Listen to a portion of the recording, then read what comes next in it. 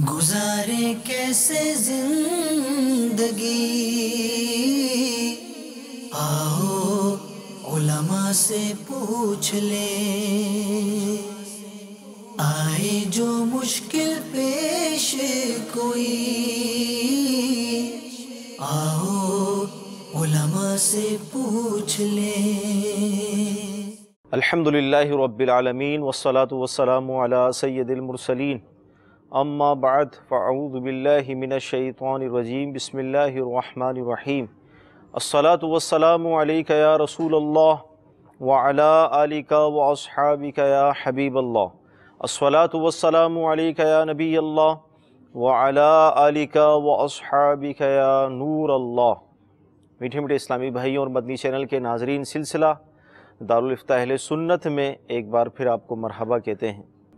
आइए दुरूद पाक की फ़जीलत अमीर सुन्नत का रिसाला कफ़न की वापसी से आपको पेश करता हूँ कि फ़रमान मुस्तफ़ा सल्लल्लाहु ताला अलैहि वसल्लम है, जिसने मुझ पर रोज़े जुमुआ 200 बार दुरूद पाक पढ़ा, उसके 200 साल के गुनाह मुआफ़ होंगे। सल्लु अलल हबीब सल्लल्लाहु ताला अला मुहम्मद सल्लल्लाहु अलैहि वसल्लम।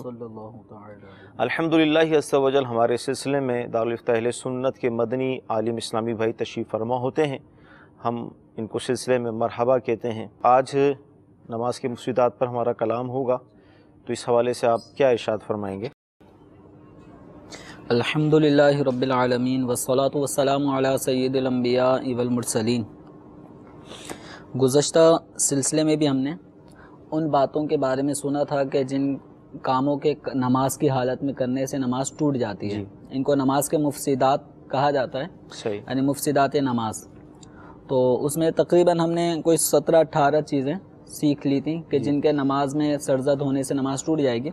मज़ीद उसी को आगे कंटिन्यू करते हुए चलते हैं कि वो काम के जो नमाज को तोड़ने वाले हैं, उनमें से एक ये भी है कि नमाज पढ़ते हुए कोई चीज़ खा लेना। नमाज के दौरान कोई चीज़ उठाई खा ली, या अगरचे वो तिल के दाने के बराबर ही क्यों ना हो, तो इस तरह बगैर चबाए अगर कोई तिल निगल लिया, या कोई पानी का कतरा मुंह में गिरा किसी भी वजह से, या बारिश में नमाज पढ़ रहा है और ये नहा गया और इसके मुंह पे भी पानी बरस रहा है और मुंह के ज़रिए ये हलक से पानी उतर गया, अगरचे एक कतरा हो, तो यूँ एक कतरा भी अगर मुंह में गिरा और इसने हलक से उतार लिया तो नमाज टूट जाएगी। बसा औक़ात ऐसा होता है कि ख़ास तौर पे भी जैसे ये रजबुल मुरज्जब में जो रोज़ा रख रहे हैं इस्लामी भाई इस्लामी बहनें, उनको भी इससे उमूमी एतबार से मुब्तला हो जाते हों कि इधर रोज़ा खोलते हैं और इधर इतना वक्फ़ा भी नहीं होता। माह रमज़ान मुबारक में उमूमी तौर पे वक्फ़ा हो जाता है, कुछ इफ्तार करने वालों को 10-12 मिनट का वक्फ़ा जमात में मिल जाता है, लेकिन इन दिनों में चूंकि ऐसा वक्फ़ा नहीं होता, भाई इन्होंने रोज़ा खोलते वक्त जो कुछ खाना था खा लिया पी लिया, अब मुंह में कुछ ज़र्रात रह जाते हैं। इसी हालत में फिर नमाज मगरिब भी इस्लामी बहनें घरों में, इस्लामी भाई फिर मस्जिद में जाकर जमात हासिल करते हैं तो पढ़ते हैं।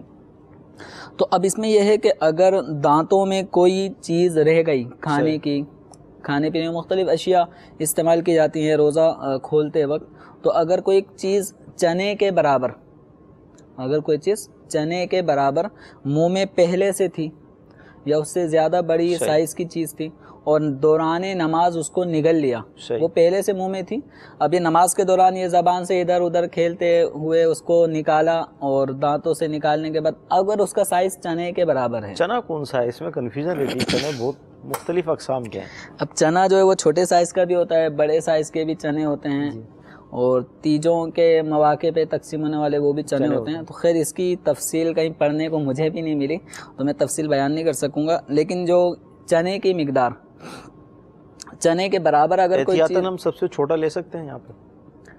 अब ये इस वक्त मैं कुछ कह नहीं सकता। अब ये है कि छोटे बड़े साइज़ की भी अगर कोई, इंशाल्लाह अगर आइंदा मुझे इबारत ऐसी कोई मिली कि जिसमें छोटे साइज़ या बड़े साइज़ की कोई कैद हो, तो इंशाल्लाह उसको डिस्कस करेंगे। लेकिन इतना ज़हन में रखें, चने के बराबर या उससे ज़ायद मिकदार में मुंह में कोई चीज़ पहले से नमाज शुरू करने से पहले थी, अब दौरानी नमाज उसको निगल लिया, या किसी ने पहले से छालिया का दाना, वो छालिया का दाना भी चने के बराबर या उससे मोटे سائز کا ہو. اگر پہلے سے سائڈ میں دبایا ہوا تھا نماز شروع کر دی تو اس طرح نماز پڑھنا ہے تو مکروہ کہ منہ میں کوئی چیز ہے اور قرات کرنے میں تھوڑی دشواری ہو رہی ہے, تلفظ اگرچہ ادا درست ہو رہے ہیں لیکن دشواری ہوتی ہے, تو اس طرح نماز پڑھنا اچھا نہیں ہے. اور اگر اس طرح کی چنے کے برابر کوئی چیز منہ میں تھی اور حلق سے اتر گئی تو اب اس صورت میں نماز ٹوٹ جائے گی. تو اس میں یوں سمجھیں کہ نماز کے دوران اور نماز سے پہلے منہ میں کسی چیز کے جانے کا فرق ہے. اگر نماز سے پہلے ہی کوئی شے منہ میں تھی تو اب نماز ٹوٹنے کے لیے ضروری ہے کہ وہ چنے کے برابر ہو یا اس سے بڑی سائز کی ہو.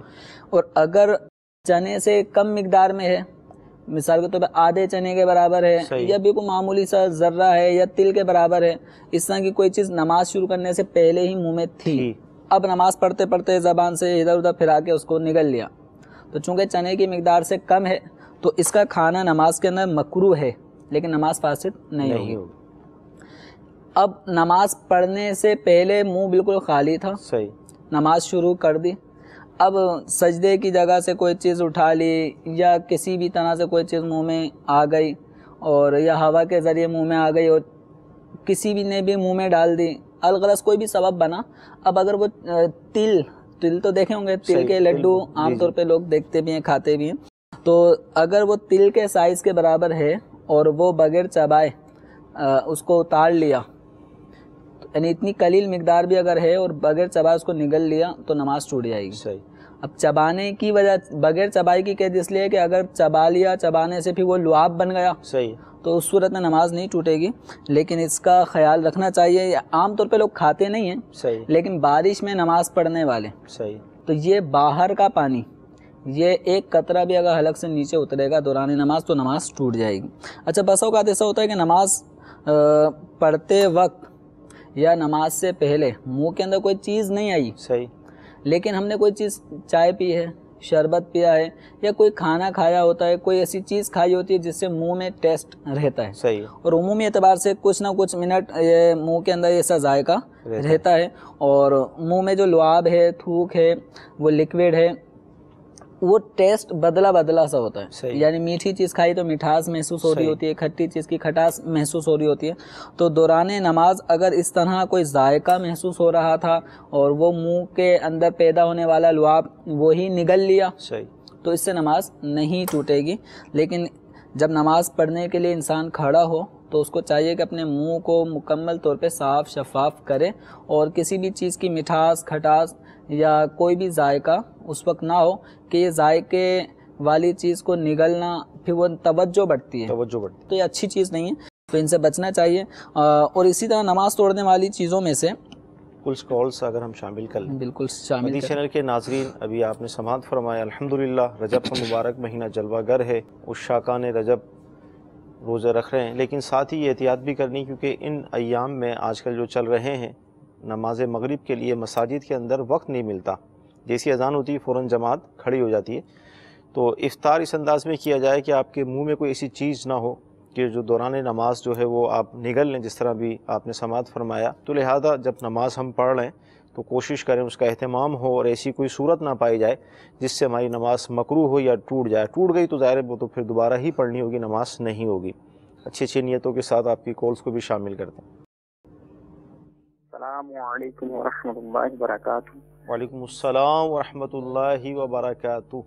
محمد بن اقبال عطاری یونان سے عرض کر رہا ہوں. سوال یہ ہے کہ اسلام بھائی جو ہیں وہ نماز جماعت کراتے ہیں, لیکن اکثر اوقات ایسا ہو جاتا ہے کہ دوسری رکعت کے اندر رکوع کے بنا ہی سجدے دے کر سلام پھیر دیتے ہیں. کیا ایسا کسی روایت میں نماز پڑھنا ثابت ہے؟ السلام علیکم ورحمۃ اللہ وبرکاتہ. وعلیکم السلام ورحمۃ اللہ وبرکاتہ. جی اگلی کال. مدینہ الاولیاء محمد ناصر عطاری عرض کر رہا ہوں. میرا سوال مفتی صاحب سے یہ ہے کہ اگر کوئی لازم بھائی سنت غیر موقدہ چھوڑنے کی مقصد عادت ہی بنا لیتے, اس کا شرعی حکم کیا ہوگا؟ انشاءاللہ عرض کرتے ہیں. نماز کی اسلامی جماعت کراتے ہیں اور سوال سے ان کا کچھ ایسا محسوس ہوا تھا کہ وہ دوسری رکعت میں رکوع کیے بغیر ہی سجدے میں چلے جاتے ہیں. تو یہ پوچھنا چاہ رہے تھے کہ یعنی بغیر رکوع کے کوئی نماز ہوتی ہے؟ تو دیکھیں نماز کے اندر رکوع نماز کے فرائض میں سے ایک فرض ہے. تکبیر تحریمہ, قیام, قرات رکوع. تو یہ رکوع نماز کا چوتھا فرض ہے. اور فرض کے بارے میں ہم پیچھے سن چکے ہیں کہ فرض نماز کا ایک رکن ہوتا ہے. صحیح. اور اس کے بغیر نماز کا وجود نہیں ہوتا. صحیح. تو اگر کسی نے رکوع چھوڑ دیا تو نماز نہیں ہوگی. تو ایسی کوئی بات کہ جس میں رکوع کیے بغیر ہی نماز پڑھی جائے اور ڈائریکٹ سجدہ کر کے نماز پڑھی جائے، تو ایسی کوئی نماز ہمارے علم میں نہیں ہے. صحیح. اور اس طرح کی کوئی نماز مشروع نہیں ہے، نہ احادیث میں اس کا ذکر نہ احادیث سے اس کا ثبوت ہے. تو جو ایسا کرتا ہے اس سے ثبوت مانگے. صحیح. کہ وہ کہاں سے طریقہ لے کر آیا ہے، اس کے پاس کون سے دلائل ہیں. صحیح. اس کے دلائل سامنے جب آئیں گے پھر اس پہ غور کیا جا سکتا ہے. صحیح. کہ اس کی اصلاح کی کوئی صورت بنائیں گے. صحیح. تو ورنہ کسی بھی شخص کا کوئی بھی عمل اس کو سامنے رکھ کے ہم یہ نہیں کہیں گے ہو سکتا ہے حدیث میں ہو. صحیح. تو کسی بھی شخص کا، یعنی ہم امتیوں میں سے کسی بھی شخص کا کوئی قول یا فعل، یہ عام لوگوں کی بات ہو رہی ہے. صحیح. حجت نہیں ہے، دلیل نہیں ہے. صحیح. تو عام عوام میں سے اگر کوئی کچھ کام کر رہا ہو، بھلے وہ داڑھی والا ہو، امامے والا ہو، وہ اگر کوئی بھی کام کر رہا ہو تو اس کام کے کرنے پہ ہم یہ نہیں کہیں گے چونکہ یہ کر رہا کوئی نہ کوئی دلیل ہوگی ان کے پاس، یا ان کا یہ قول ہی دلیل ہے، یا ان کا یہ فعل ہی حجت ہے. تو ایسا نہیں ہے. ان کے قول و فعل کو ہم قرآن و حدیث پہ دیکھیں گے. اگر اس کے موافق ہوگا ٹھیک ہے، ورنہ ان کی یہ باتیں قبول نہیں کی جائیں گی. تو بغیر رکوع کے نماز نہیں ہوتی. سنت غیر مؤکدہ کی عادت بنا لینا، اس حوالے سے کیا؟ سنت غیر مؤکدہ کو چھوڑنے کی عادت بنا لینا. تو سنت غیر مؤکدہ اس کا پڑھنا ثواب ہے، لیکن اگر اس کو کوئی نہیں پڑھتا تو اس پہ کوئی عتاب، کوئی عذاب، کوئی وعید اس کے لیے نہیں ہے. لیکن سنت غیر مؤکدہ جیسے عصر کی 4 رکعت سنتیں ہیں یا عشاء کی 4 رکعت سنت قبلیہ ہیں، تو یہ سنت غیر مؤکدہ ان کو چھوڑنا اپنے آپ کو ثواب سے محروم رکھنے والی بات ہے. تو تاجر تو اسی مقام پہ جاتا ہے جہاں بکری زیادہ ہو، جہاں اس کی اشیاء زیادہ فروخت ہوں، اور بلکہ ایسی جگہ پہ جاتا ہے کہ جہاں نفع زیادہ ہے. صحیح. کہ 10 کی چیز جہاں پہ 15 کی بکے، 20 کی بکے، تو انسان وہاں پہ محنت کر کے پہنچتا ہے. تو عبادت کے معاملے میں بھی ہمیں آگے بڑھنا چاہیے. ہمارے اسلاف عبادت کے اندر اس قدر آگے بڑھنے کی کوشش کرتے تھے، مسابقت، مقابلہ ہوتا تھا. صحیح. کہ اگر اس نے رائے خدا میں اتنا دیا تو میں اگلی دفعہ اس سے زیادہ، اگر میرے پاس ہوا تو مجھ سے زیادہ دوں گا. صحیح. تو عبادت میں بھی ہمارے اسلاف کا یہ حال تھا کہ عبادت میں وہ ایک دوسرے پہ فخر حاصل کرنے کے لیے نہیں بلکہ نیکیوں میں سبقت کیا کرتے تھے. تو اس لیے ہمیں عبادت میں آگے بڑھنا چاہیے. سنت غیر مؤکدہ اگر کوئی چھوڑتا ہے اور مستقل چھوڑ رہا ہے، عادت بنا لی ہے، کبھی اس کو پڑھتے ہوئے نہیں دیکھا. صحیح. کہ سنت قبلیہ اس نے کبھی پڑھی ہی نہیں ہے، ہم نے دیکھا ہی نہیں ہے، اور واقعتاً وہ نہیں بھی پڑھتا تو گناہ گار نہیں ہے. صحیح. لیکن پڑھنی چاہیے. بالخصوص امام صاحبان کو پڑھنا چاہیے کہ ان کے کثیر مقتدی وہ سنت قبلیہ پڑھ رہے ہوتے ہیں، لیکن ایک تعداد ہے ہمارے ائمہ کرام کی، نماز پڑھانے کے لیے وہ آتے ہیں، لوگوں نے کبھی انہیں سنت واقعتاً پڑھتے ہوئے نہیں دیکھا ہوتا. تو اگرچہ امام صاحب گناہ گار نہیں ہیں، ان کو کوئی گناہ گار نہیں کہہ رہا سنت غیر مؤکدہ چھوڑنے کی وجہ سے، لیکن ان کا یہ عمل مقتدیوں پر اور سستی پیدا کر سکتا ہے. ہاں اگر امام سنت مؤکدہ کے ساتھ ساتھ غیر مؤکدہ، نوافل یہ اگر پڑھتا ہوگا اور نمازی اس کو دیکھتے ہوں گے تو اس سے نمازیوں کو جذبہ بڑھتا ہے. صحیح. امام کو اگر وہ سست دیکھیں گے عبادت کے معاملے میں تو یوں سمجھیں کہ امام تو انجن ہوتا ہے. صحیح. اور پیچھے مقتدیوں کی حیثیت ڈبوں کی طرح ہوتی ہے ریل گاڑی کے، تو انجن ہی سست چلے گا تو ڈبے اس سے زیادہ سست ہو جائیں گے. اور بس اوقات یہ امام کے بارے میں پھر لوگ غیبتیں بھی شروع کر دیتے ہیں، یار یہ سنتیں پڑھتے ہی نہیں ہیں. صحیح. حالانکہ ان کا سنت نہ پڑھنا گناہ نہیں ہے. صحیح. لیکن نہ پڑھنے کی وجہ سے لوگ غیبت میں پڑھتے ہیں. تو امام صاحبان کو چاہیے کہ لوگوں کو گناہوں سے بچانے کی بھی نیت کر لیں، اور سنت غیر مؤکدہ کا جو ثواب ہے عصر کے اور عشاء کی سنت غیر مؤکدہ کا جو ثواب بہار شریعت 4تھے حصے میں مذکور بھی ہے، تو اس کو بھی سامنے رکھیں اور بس نیکیاں بڑھانے کی جستجو میں لگ جائیں. مدنی چینل کے ناظرین، وہ ہستیاں، وہ ہمارے اسلاف کہ جنہوں نے ہمیں یہ تقسیم بتائی کہ سنت غیر مؤکدہ، سنت مؤکدہ، فرائض، واجبات، اگر آپ ان کی زندگیوں کا مطالعہ کریں گے تو آپ کو اندازہ ہوگا کہ وہ کس قدر نفلی عبادت کیا کرتے تھے. پوری رات عبادت کرتے تھے، قرآن کی تلاوت کرتے تھے، حالانکہ وہ رات کی عبادت کرنا ان پر فرض یا واجب نہیں تھا. یہ تقسیم تو انہوں نے ہمیں بتائی، لیکن آج ہم اس تقسیم کو سامنے رکھ کر یہ کہتے ہیں یار کوئی گناہ تھوڑی ملے گا. تو یہ تو مطلب یہ کہ نفل نماز ہے، لیکن ثواب سے محرومی کل قیامت کے دن نامہ اعمال میں یہ سنتیں، یہ نوافل، یہ سب چیزیں رکھی جائیں گی، اور اس وقت اگر ایک نیکی کم ہوئی تو اس وقت اس نیکی کا احساس ہوگا اور قدر ہوگی. اللہ تعالی ہمیں محفوظ فرمائے. مزید ارشاد فرمائیں نماز کے مفسدات کے حوالے سے کیا؟ نماز کے مفسدات میں سے ایک صورت ہے کہ بسا اوقات عام طور پہ جن کے جیسے کسی نے بھی داڑھ نکلوائی ہو، دانت نکلوایا ہوتا ہے، یا روزے کی حالت میں بھی یہ عام طور پہ دارالفتہ اہل سنت میں اور مختلف علماء سے لوگ پوچھتے ہیں جی کہ منہ میں خون آ گیا، دانتوں سے خون نکل رہا ہے، تو کبھی روزے کا بھی پوچھ رہے ہوتے ہیں، اور روزوں کی وجہ سے عام طور پہ زیادہ ہوتا ہے، وہ نماز میں بھی یہ بلیڈنگ ہونا شروع ہو جاتی ہے. تو نماز کی حالت میں اگر خون نکلا، دانتوں سے نکل آیا، تو اگر وہ خون جو ہے تھوک سے مغلوب ہے، یعنی تھوک غالب ہے، صحیح، تو تھوک غالب ہونے کی صورت میں اگر اس نے وہ خون آمیز تھوک نگل لیا، پی لیا، تو نماز نہیں ٹوٹے گی. اور اگر تھوک کم ہے اور خون زیادہ ہے تو اس صورت میں وہی خون آمیز تھوک نگل لیا تو نماز ٹوٹ جائے گی. اب یہ کیسے پہچانیں گے؟ پتہ کیسے چلے گا؟ یہ کیسے پہچانیں گے کہ تھوک زیادہ ہے یا خون زیادہ ہے؟ تو نماز پڑھتے وقت تھوکنے سے تو رہا کہ جس کی وجہ سے وہ پہچان لے. تو نماز کے لیے اور روزے کے حوالے سے جو خون اور تھوک کا غلبہ کہ کون سی چیز غالب ہے کون سی نہیں، تو اس میں ایک صورت یہ ہے کہ اگر اتارتے وقت اگر خون کا جو ٹیسٹ ہے نمکین ذائقہ، کھٹاس، ایسی نمکینی اور کھٹا ذائقہ اگر جو خون کا ٹیسٹ ہے وہ اگر حلق سے نیچے اترتے ہوئے محسوس ہو رہا ہے تو اس کا مطلب ہے کہ خون تھوک پر غالب ہے. اور اگر محسوس تو ہوا ہے لیکن جب نگلا تو اس وقت کھٹاس یا خون کی اپنا جو ٹیسٹ ہے وہ نہیں پایا جا رہا. صحیح. تو اس صورت میں وضو برقرار ہے، یعنی تھوک کا غلبہ ہے. صحیح. تو وضو تھوک کا غلبہ ہو تو تھوک ویسے جیسے منہ میں نارمل نماز پڑھتے پڑھتے کسی کو رال آ گئی، صحیح، تھوک جمع ہو گیا، تو وہ اگر نگل لیتا ہے تو نماز نہیں ٹوٹتی. صحیح. تو تھوک اور خون مکس ہو گئے، تھوک کا غلبہ ہے تو نماز نہیں ٹوٹے گی. لیکن خون غالب ہو گیا جس کا مطلب یہ ہوا کہ اس کو نگلتے وقت اس کا ذائقہ محسوس ہو رہا ہے خون کا، تو پھر وضو پھر نماز ٹوٹ جائے گی. نماز بھی گئی اور روزہ تھا تو وہ بھی. ہاں، اگر روزہ تھا تو نماز کے ساتھ ساتھ وہ روزہ بھی ٹوٹ گیا کہ خون کا غلبہ ہو اور ایسا تھوک آمیز خون یا خون آمیز تھوک وہ اگر نگل لیا اور خون کا ذائقہ محسوس ہوا تو نماز بھی ٹوٹ گئی اور روزہ بھی ٹوٹ جائے گا. البتہ وضو کے حوالے سے کچھ فرق ہے. وضو میں یہ ہوتا ہے کہ اگر تھوک میں خون آ گیا، دانتوں سے نکلنے والا خون اس میں شامل ہو گیا، تو اب اگر تھوکا کسی نے، تھوکنے کے بعد اس پہ غور کرے کہ اگر وہ تھوک سرخ رنگ کا ہے، صحیح، تو اس کا مطلب ہے خون غالب ہو گیا. صحیح.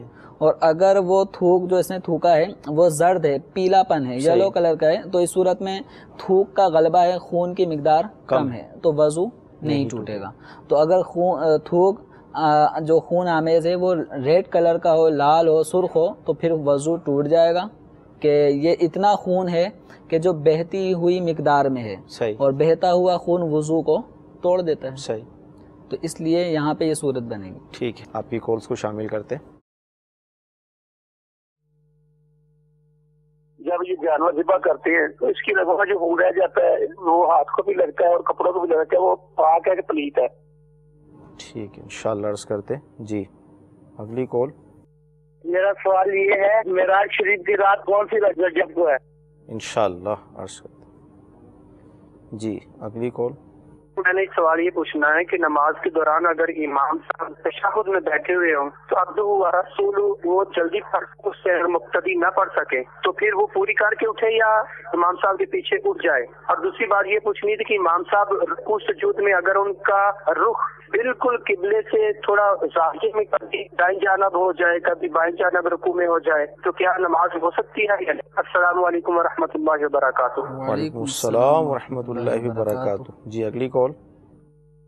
جب ہم نماز پڑھ رہے ہوتے ہیں تو آدمی آگے سے گزرتا ہے، اس سے نماز بھی ٹوٹتی ہے یا نہیں؟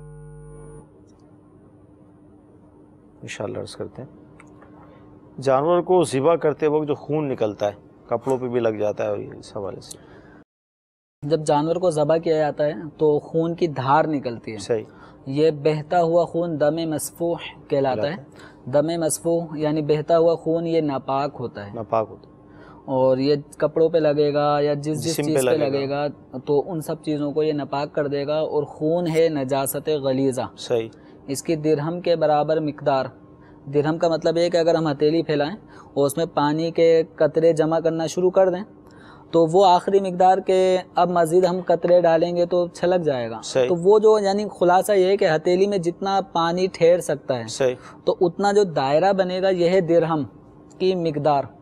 تو اب درہم کی مقدار اگر خون لگ گیا یہ بہتا ہوا تو نماز پڑھنا جائز نہیں ہے, نماز پڑھنا مکروہ تحریمی ہے. اور اگر درہم سے زیادہ مقدار میں لگ گیا تو پھر اس صورت میں نماز ہوگی ہی نہیں. صحیح. تو اس کا خیال رکھنا چاہیے. عام طور پہ لوگ یہ جب دھار نکل رہی ہوتی ہے تو کوئی ہاتھ دھو رہا ہوتا ہے. صحیح. تو یہ ناپاک کرنے والی بات ہے اپنے آپ کو. تو اس طرح بہتے ہوئے خون میں ہاتھ دھونا یہ جائز نہیں ہے. ہاں جو قصاب اسلامی بھائی ہیں جنہوں نے ذبح کرنا ہے تو ان کے لیے اس بہتے ہوئے خون سے اپنے کپڑوں اور جسم کو بچانا قدرے دشوار ہو جاتا ہے. صحیح. تو یہ ایک الگ بات ہے کہ اب ان کے جسم پہ لگ گیا تو یہ ان کا جسم ناپاک ہوگا, کپڑے ناپاک ہو جائیں گے. لیکن جب نماز کا وقت آئے گا تو ان کو باقاعدہ ان سب چیزوں سے اپنے آپ کو پاک کرنا, اپنے کپڑوں کو پاک کرنا ضروری ہوگا. صحیح. شب معراج کی جو شب ہے جس میں ہمارے آقا علیہ الصلوۃ والسلام اللہ تعالیٰ کی بارگاہ میں حاضر ہوئے, دیدار کیا, یہ کون سی رجب کی کون سی تاریخ ہے؟ یہ رجب المرجب کی 27ویں شب. یہ رات وہ مقدس رات ہے کہ جس رات میں اللہ تبارک و تعالیٰ نے اپنے محبوب صلی اللہ تعالیٰ علیہ وآلہ وسلم کو اپنے دربار خاص میں بلایا. اور رسول اکرم صلی اللہ تعالیٰ علیہ وسلم نے اپنی سر کی آنکھوں سے, چشمان سر سے یعنی بیداری کی حالت میں اللہ تبارک و تعالیٰ کا دیدار کیا. سبحان اللہ. تو دیدار باری تعالیٰ اپنی ان آنکھوں سے کرنا, بیداری کی حالت میں کرنا اور اس دنیاوی زندگی میں کرنا, یہ ہمارے پیارے آقا صلی اللہ تعالیٰ علیہ وسلم ہی کا خاصہ ہے. کسی اور کے لیے عین بیداری کی حالت میں اللہ تعالیٰ کا دیدار کرنا, یہ ماننا, اس کو ہمارے فقہاء کرام نے کفر لکھا ہے. یعنی کوئی یہ کہے کہ ہمارے پیر صاحب نے اللہ تعالیٰ کو جاگتے حالت میں دیکھا ہے تو ایسا کہنے والے کا یہ کہنا یہ کفر ہے اور اس کے اوپر حکم کفر عائد ہوگا. تو بس اوقات ایسے لوگ کہہ جاتے ہیں تو ان کو احتیاط کرنی چاہیے. اور یہ ایمان و کفر کا معاملہ ہے. دنیاوی زندگی میں چشمان سر سے بیداری کی حالت میں دیکھنا یہ صرف ہمارے پیارے آقا صلی اللہ تعالیٰ علیہ وسلم کے لیے خاص ہے. البتہ خواب میں اللہ تبارک و تعالیٰ کا دیدار کرنا یہ اولیاء کرام کو نصیب ہوتا رہا ہے. اور باقاعدہ اس موضوع پر کتابیں بھی لکھی گئی ہیں کہ وہ ہستیاں, وہ اولیاء کہ جن کی سیرت میں آتا ہے کہ انہوں نے اللہ تبارک و تعالیٰ کا خواب میں دیدار کیا, ان کے باقاعدہ نام بھی لکھے ہیں. تو خود امام اعظم رحمۃ اللہ علیہ انہوں نے بھی تقریباً 100 مرتبہ اللہ تبارک و تعالیٰ کا خواب میں دیدار کیا ہے. یہ بہار شریعت میں بھی مذکور ہے. تو یہ 27ویں شب ہے. ابھی جیسے یہ مہینہ جو چل رہا ہے رجب المرجب کا, اس کی جو 27ویں شب یعنی 26 رجب المرجب کا دن جو ہم گزار لیں گے, اس کے بعد جب 26 رجب کو جو غروب آفتاب ہوگا, غروب آفتاب ہوتے ہی یہ 27ویں شب شروع ہو جاتی ہے اور اگلا دن وہ 27 رجب المرجب ہے. تو یہ رسالہ ہے کفن کی واپسی. مدنی چینل کے ناظرین اس کی زیارت کیجئے. اس رسالے کے اندر شب معراج کے حوالے سے ماشاءاللہ بہت اچھی گفتگو تحریر موجود ہے. آپ کی ترغیب کے لیے عرض کرتا ہوں کہ رجب میں ایک دن اور رات ہے جو اس دن روزہ رکھے اور رات کو قیام یعنی عبادت کرے, گویا اس نے 100 سال کے روزے رکھے, 100 برس کی شب بیداری کی. اور یہ رجب کی 27 تاریخ ہے. تو شب معراج اسی شب کی ہے, 27ویں شب. تو لہذا اس مہینے میں یہ رات آنے والی ہے. ابھی سے آپ نیت کر لیں. اس رسالے کا مطالعہ کریں گے تو انشاءاللہ اور بھی اس رات نوافل جو پڑھنے ہیں, جو اعمال کرنے, اس میں تحریر ہے. ہمارے کالر تھے کہ امام تشہد التحیات جلدی پڑھ لیتے, مقتدی نے نہیں پڑھا, تو اب وہ کیا کرے, اٹھ جائے؟ امام التحیات دوسری رکعت قاعدہ اولا جو ہے, امام دوسری رکعت میں التحیات پڑھنے کے بعد, مکمل کرنے کے بعد ان کو حکم ہے کھڑا ہونا. اور مقتدی, سوال سے ظاہر ہے کہ ابھی انہوں نے آدھی التحیات پڑھی ہوتی ہے, پوری نہیں پڑھی ہوتی.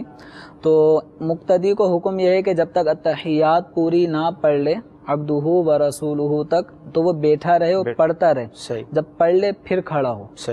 اگر یہ امام کے ساتھ इमाम अत्तहियात पढ़ के खड़ा हो जाएगा तो इनको मुक्तदियों को बगैर अत्तहियात मुकम्मल के यूँ खड़ा होना जायज़ नहीं है। तो ये अत्तहियात मुकम्मल करें, मुकम्मल करने के बाद फिर खड़े हों तीसरी रकात के लिए।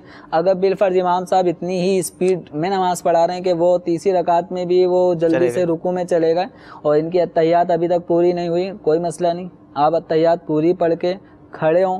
खड़े होने के बाद हाथ बांधें, 3 सुबहान अल्लाह कहने की मिकदार आप खड़े होकर, या थोड़ी देर क़याम का जो फ़र्ज़ है इतनी मिकदार खड़े होने के बाद फिर आप रुकू में चले जाएं, यानी इमाम के पीछे पीछे आप चलते रहें यहाँ तक कि इमाम के साथ मिल जाएं। ठीक है। अच्छा, दूसरा सवाल उन्होंने ये किया था कि गालिबन इमाम के लिए था या अपने लिए था कि रुकू से उठते वक्त जो है किबले से ही चेंज हो जाए, रुख तब्दील हो जाए। ये इमाम के बारे में मुझे ऐसा लगा है, इमाम के बारे में कह रहे थे कि इमाम साहब जब रुकू से उठते हैं या रुकू की हालत में होते हैं तो वो कभी दाएं तरफ हो जाते हैं, कभी बाएं तरफ होते हैं। तो देखें, दाएं तरफ या बाएं तरफ इमाम का किबले से इन्हिराफ सही हटना, अगर ये 45 डिग्री से के अंदर है, अभी 45 डिग्री यानी इन्होंने डी जो प्रकार वगैरह जो ज्योमेट्री के अंदर होती है उस डी के ज़रिए अगर आप देखें तो 90 सीधी कोई चीज़ है वो 90 के एंगल पे होती है। इस तरफ 1 2 3 4 यहाँ तक के इस तरफ जो एरिया बनेगा जिसे पूरा 90 डिग्री कहलाता है। ठीक है। तो अगर इमाम का रुख, जैसे मैं इस वक्त सीधा हूँ, सही, अगर इमाम रुकू के अंदर इतना घूमा तो अभी मैं 45 के अंदर ही, सही, तो नमाज में कोई असर नहीं पड़ेगा। इसी तरीके से इमाम बाईं तरफ 45 के अंदर ही मूविंग करता है तो मना है, ऐसा करना नहीं चाहिए, लेकिन उसका नमाज पढ़ने से नमाज हो जाएगी। अगर 45 डिग्री से ज़्यादा अगर झुकाव हो गया, किबले से इन्हिराफ हो गया दाएं या बाएं, तो फिर नमाज अगर भूले से ऐसा हुआ तो फ़ौरन वापस आना ज़रूरी है। अगर रुकनी ऐसा अदा कर दिया जो इन्हिराफ की हालत में था 45 डिग्री से ज़्यादा, तो नमाज टूट गई। सही। तो बहरहाल इमाम साहब को ख्याल रखना चाहिए, नमाज में रुकू की हालत में इतना घूम जाना ये आम तौर पे जो बीना जो अखियारे हैं उनमें ऐसा नहीं होता। हाँ, नाबीना अफराद में आमतौर पे ऐसा होने का इम्कान होता, मुशाहिदा है कि वो खड़े होते वो देख नहीं पाते, तो इस बिना पे वो थोड़ा सा इन्हिराफ हो जाता है, लेकिन वो आमतौर पे इतना इन्हिराफ फिर भी नहीं देखा गया कि जो 45 डिग्री से ज़्यादा हो। तो इमाम साहब को ऐसा अगर करते हैं तो उन्हें नहीं करना चाहिए। समते क़िबला ही की तरफ, ऐन काबे की तरफ अगर आपको ये आइडिया हो चुका है कि काबा इसी तरफ है तो उससे इन्हिराफ ना करें, लेकिन इन्हिराफ अगर 45 के अंदर है, 45 डिग्री के अंदर तो नमाज हो जाएगी। ये मेरे साथ भी हुआ कि फ़ैज़ान मदीना में तकरीबन 3 जुमेरात मैंने एक ऐसे इस्लामी भाई को देखा कि जो नमाज के दौरान जो है ना उनका रुख थोड़ा आगे पीछे था। मुझे हैरत भी, यार ये नमाज़ फ़ैज़ान मदीना में पढ़ रहे हैं, जमात के साथ पढ़ रहे हैं, किस तरह पढ़ रहे हैं। तो खैर मैं उनके करीब गया, उनको जब देखा तो वो नाबीना इस्लामी भाई, तो मुझे हैरत भी हुई, अफसोस भी हुआ कि मैं इनके लिए सोच रहा था कि यार ये जमात में खड़े, उनको इतना शऊर नहीं है कि ये किस तरह खड़े हैं, लेकिन जब करीब गए तो पता चला कि वो नाबीना। तो आमतौर पे वो आइडिया हो नहीं पाता, बाज़ औक़ात ये तो जब ये आँख वाले थोड़े से आगे पीछे हो जाते हैं तो नाबीना का होना ये बाज़ औक़ात इस तरह का भी होता है। करीब जाएंगे और कुछ बातचीत करेंगे तो फिर वज़ाहत भी मिल जाती है। हमारे कॉलर थे कि आदमी यानी नमाजी के आगे से गुजरने के हवाले से बाज़ औक़ात बड़ी बेबाकी भी पाई जाती है और जल्दी में भी लोग होते हैं, तो इस हवाले से क्या फरमाएंगे? इससे नमाज़ पढ़ने वाली की अपनी नमाज पे क्या असर पड़ेगा और जो गुजरा उसके लिए क्या हुक्म है? नमाज पढ़ने वाले के सामने से अगर कोई गुजर जाता है तो नमाजी के सामने से गुजर जाने से नमाज टूटती नहीं है। सही। ये आम तौर पे लोगों में ये मशहूर है कि नमाजी के सामने से कोई गुजर गया तो नमाज तुमने तोड़ दी मेरी, तुमने मेरी, वो नमाज तोड़ के ही फिर वो लड़ना शुरू कर देते हैं। तो नमाजी के सामने से कोई गुजर जाए, चाहे मर्द गुजरे, औरत गुजरे या कोई जानवर गुजर जाए, तो उसकी नमाज नहीं टूटती। हाँ, अब ये है कि सामने से गुजरने वाला अगर अक्लो होश सलामत हैं उसके, ठीक है, और आकिल बालिग है तो उसका यूं गुजर जाना ये नाजायज़ है, गुनाह का काम है। और अहादीस मुबारका में इस अमल पे बहुत सख्त वईदें इरशाद फरमाई गई हैं। एक हदीस मुबारका इस मज़मून की ये है, सियाह सित्ता में ये हदीस मुबारका मज़कूर है कि रसूल अकरम सल्लल्लाहु तआला अलैहि वसल्लम ने इरशाद फरमाया कि इसमें जो कुछ गुनाह है, यानी नमाजी के सामने से गुजरने के इस अमल में जो गुनाह है, अगर गुजरने वाला जानता तो 40 तक खड़े रहने को गुजरने से बेहतर जानता। अब ये 40 क्या, तो रावी जो सहाबी हैं वो फरमाते मैं नहीं जानता कि 40 दिन कहे थे या 40 महीने कहे थे या 40 बरस कहे थे, लेकिन اور ایک روایت کے اندر 40 برس کی صراحت بھی موجود ہے. تو بالفرض یہ نمازی کے سامنے سے گزرنے والا 40 برس ایک طویل عرصہ، 40 مہینے یہ بھی طویل عرصہ، 40 دن بھی ایک طویل عرصہ، یہ 40 سیکنڈ بھی انتظار نہیں کر رہا. یعنی اس کی سزا اتنی ہے کہ 40 برس اگر وہ سزا اس کو بتا دی جائے کہ تمہیں اس عمل پہ یہ سزا ملے گی تو وہ کہے گا کہ مجھے 40 سال تک یہیں کھڑا رہنا منظور ہے، وہ سزا نہیں دو. یا 40 سیکنڈ انتظار نہیں ہوتا کہ یہ اتحیات میں بیٹھا ہے، یہ اتحیات کتنی دیر میں پڑھ لے گا، 15-20 سیکنڈ یا 1 منٹ لے لے گا اتحیات کی حالت میں. تو کھڑے ہو کے انتظار کرنا اتنا دشوار لگ رہا ہوتا ہے تو آگے سے گزر جاتے ہیں، بڑی بے باکی کے ساتھ گزر جاتے ہیں. تو اللہ تبارک و تعالی ہدایت عطا فرمائے. یہ نمازی کے سامنے سے گزرنا بہت سخت گناہ کی بات ہے. یا نمازی اسلامی بھائیوں کو بھی آپ کچھ مدنی پھول دیں گے کہ وہ بھی، کیونکہ غفلت کا دور ہے، سستی کا دور ہے اور لوگ احتیاط نہیں کرتے.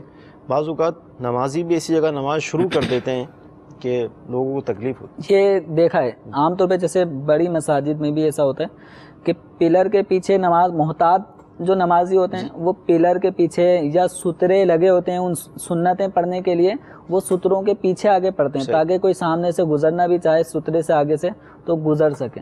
اب ایک تعداد ایسی ہے کہ ایک پلر سے لے کے دوسرے پلر تک کئی فٹ کا فاصلہ ہے، گزوں کا فاصلہ ہے. اب وہ بیچ میں کھڑے ہو کے نماز پڑھنا شروع کر دیتا ہے. پلر کے پیچھے کھڑا ہو تو لوگ گزر سکیں، اب دونوں پلروں کے درمیان کھڑا ہو کے نماز پڑھ رہا ہوگا. اب بیچارہ جو سامنے سے جانا چاہے بس اوقات اس کے لیے آزمائش ہو جاتی ہے. یا مسجد کے عام طور پہ جیسے ہال حصے سے کوئی برآمدے کی طرف آ رہا ہوتا ہے یا صحن کی طرف نکلنا چاہ رہا ہوتا ہے، صحن میں بڑے مزے سے نماز پڑھ رہے ہوتے ہیں اور سامنے کچھ بھی آڑ نہیں ہوتی. تو نمازیوں کو چاہیے کہ پلر کے پیچھے یا جو سترے رکھے ہوتے ہیں ان کے پیچھے نماز پڑھیں تاکہ گزرنے والوں کے لیے گزرنے میں کوئی گناہ بھی نہ ہو اور نہ جانے کون کس مصیبت میں ایمرجنسی میں بھاگ رہا ہو تو اس کے لیے بھی یہ دشواری نہ ہو. تو یہ نمازی کے لیے ویسے بھی ایسے مقامات پہ کہ جہاں سے لوگوں کا گزر ہوگا ان جگہوں پہ سترا مقرر کرنا، سترا رکھنا یہ مستحب ہے. اب یہ گھر سے کوئی لاتا نہیں ہے لیکن جو مسجدوں میں سترے رکھے ہوئے ہیں ان کو استعمال کیا جائے، پلر کے پیچھے پڑنی چاہیے. مدی چینل کے ناظرین، ابھی آپ نے یہ بھی سماعت فرمایا کہ نمازی کے آگے سے گزرنا کتنا سخت گناہ ہے، وعید ہے. اللہ تعالیٰ ہمیں محفوظ فرمائے. نماز کے مفسدات پر ہمارا یہ سلسلہ چل رہا ہے. حضور اس کو اگر آپ آج کمپلیٹ کر لیں تو پھر کچھ کالز بھی ہیں، تو یہ کمپلیٹ ہونے کے بعد انشاءاللہ ہم کالز کو شامل کر لیں گے انشاءاللہ. نماز کی حالت میں نماز توڑنے والے امور میں سے ایک ضمناً جو گزشتہ سوال تھا امام کے انحراف والا، بلا عذر سینے کو سمت قبلہ سے 45 درجے یا اس سے زیادہ اگر کسی نے پھیر دیا تو نماز ٹوٹ جاتی ہے. ٹھیک ہے، یہ سینہ اگر 45 ڈگری سے زیادہ دائیں یا بائیں قبلے سے پھر گیا تو اس صورت میں نماز ٹوٹ جائے گی. اور ہمارے شہری علاقوں میں اب جو میں سبب بیان کرنا چاہ رہا ہوں نماز توڑنے کا، وہ ہمارے عام طور پہ شہری علاقوں میں نہیں لیکن جو گاؤں یا اندرون سینی اس طرف کے علاقوں میں یہ بات پائی جاتی ہے کہ سانپ آ گیا، بچھو آ گیا یا کوئی بھی ایسی زہریلی چیز، موذی جانور آ گیا کہ اس کے ڈنگ سے یہ آدمی مر سکتا ہے یا شدید بیمار ہو جائے گا. تو سانپ یا بچھو نماز کی حالت میں اگر کوئی مارے تو اس کی کچھ شرائط ہیں. ٹھیک ہے، جن شرائط کو سامنے رکھ کر اگر اس نے مار دیا تو نماز نہیں ٹوٹے گی. مثلا 3 قدم نہ چلنا پڑے اور 3 ضربیں نہ مارنی پڑے.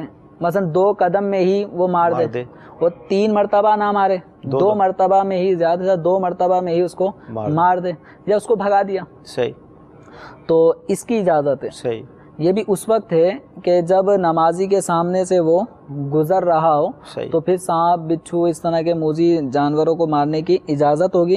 اور اگر تکلیف پہنچانے کا کوئی اندیشہ ہی نہیں ہے، مثلا وہ کونے سے دور جائے جا رہا ہے اور یہ اپنا نماز پڑھ رہا ہے، اس نے سانپ کو دیکھا، اس کے ذہن میں آئے گا سانپ کو مارنا چاہیے. جب اس کی سانپ کی طرف سے یا بچھو کی طرف سے تکلیف پہنچانے کا کوئی اندیشہ نہیں ہے تو اس صورت میں ان کو مارنا مکروہ ہے.